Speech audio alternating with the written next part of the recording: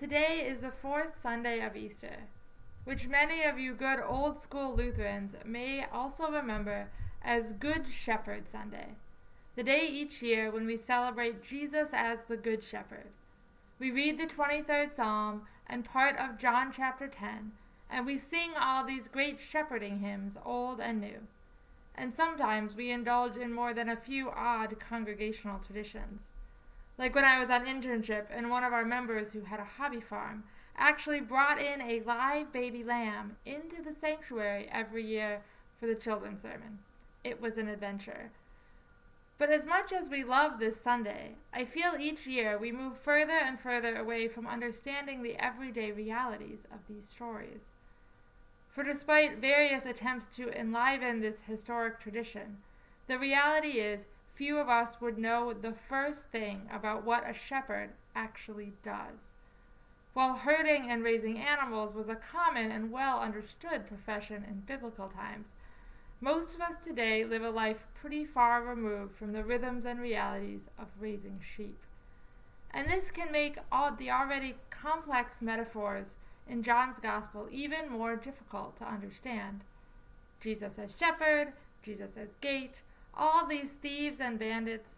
Is it any wonder that even the well-heeled disciples had trouble understanding what Jesus was talking about? Yet when we break it down, there is still much here that we can all relate to. Now, several years ago, I went with my niece and nephew to Small Animal Days at MSU, and we saw the most amazing sheep herding demonstration there. They had 2 different flocks of sheep mixed together in one pen, and these 2 herders and their dogs separated the flocks with nothing but voice commands and the skill of their herding dogs. As the sheep heard and the dog heard the voice of their own shepherd, they seemed to instinctively pay attention only to him, no matter what the other one was saying. They trusted their shepherd, and they knew who to listen to. But unfortunately, it is not always nearly that clear or easy to make that distinction in our own world. There are a lot of voices calling for our attention and allegiance at all times, and it is not always easy to tell who is who. I doubt there is any among us here who has never felt like a sheep caught between the calls of 2 conflicting would-be shepherds. And I think right now that feeling is only getting worse.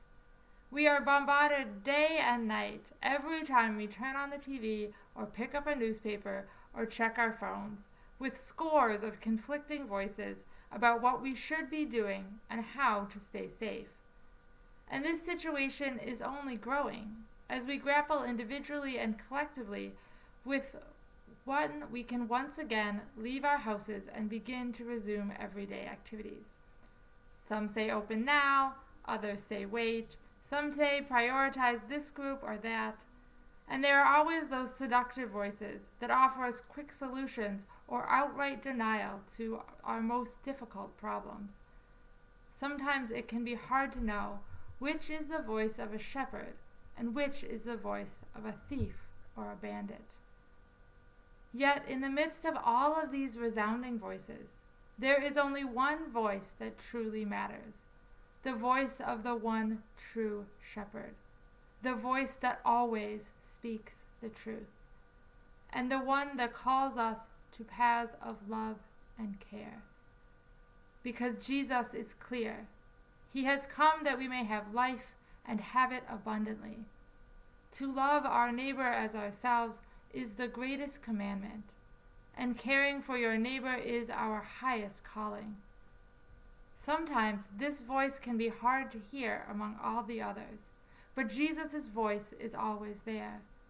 The voice of Jesus calling his chosen beloved, gathering his flock together, even if they have been scattered, and leading them out to the green pastures that he has promised them. Now this path that Jesus calls us to may not always be the easiest or brightest path.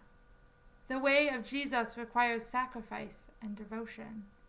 Even Psalm 23 tells us that we may indeed sometimes have to walk through the valley of the shadow of death. But even when we walk down those dark paths of struggle and pain, Jesus, our Good Shepherd, walks with us. His rod and his staff comfort us. He guides and protects us as we go, and he knows the way. And no matter how dark that valley gets, he also promises us that when we follow, he will one day lead us again into green pastures. And Jesus also tells us today that he is not only the shepherd who will protect and guide us through the long and sometimes difficult paths of life, he is also the gate. Jesus and only Jesus is the way that we enter and are bound together in the one holy flock belonging to Christ. That is why we give thanks for baptism on this day, because in baptism we are each called by name to enter into God's holy family. We enter into the gate that is Christ's love for us, and we are bound together forever into one community. Even when we are scattered, even when we are separated, we know that we will one day be drawn together again by Jesus, the Good Shepherd. We can trust that his love for us is secure, and he will protect us from all the thieves and bandits who would try to endanger us. Over the coming days and weeks, every one of us will be asked to make some tough personal decisions. Decisions about what risks to take, what sacrifices to make, what businesses to support, who we will see, and where we will go. And there may not be any clear right answers to any of these questions. And I can assure you that there will be plenty of conflicting voices and passionate differing opinions. But Jesus always chooses life. Jesus chooses to care for the people that others don't. He chooses to seek out and look after the poor and the outcast and the vulnerable. He chooses real and authentic connections over quick fixes and easy comforts. I hope that his voice filters through to you amongst all the clatter, because he is calling out to each and every one of you, even at this time. I know we won't all come to the same decisions, because we don't all live in the same situations. We face different needs and risks and pressures. But I can promise you that I will do my very best to listen to Jesus as he calls us forth, and in our own times and ways.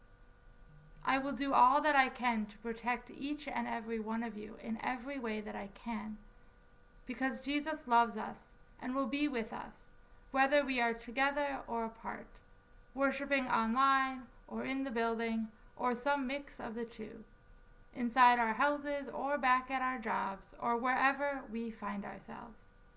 He will shepherd us forward together into our promised future, no matter where that leads us. Amen.